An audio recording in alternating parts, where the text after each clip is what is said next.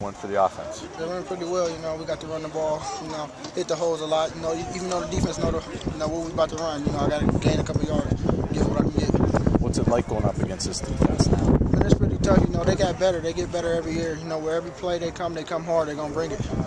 In terms of getting some extra carries tonight, this is your first real opportunity in some game-like conditions, true game-like conditions. How happy are you with what you were able to do? I was pretty happy to showcase what I can do.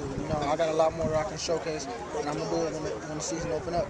How would you classify or characterize this defense and what they're able to bring? There were some turnovers tonight. That's something that's got to be cleaned up, but on their behalf, it's pretty big. Yeah, I showcase them as they're angry. They want payback.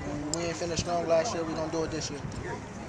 What does this team have to do? What's some of the steps they got to take this summer to get better? We just got to finish hard, play as a team, one heartbeat. How do you do that without the coaches around? Because you kind of got to police yourselves. As student athletes, we got to do it as each other. We got to, as teammates, we tell each other what to do. We can't just depend on the coaches all the time. The coaches ain't gonna be out there playing for us.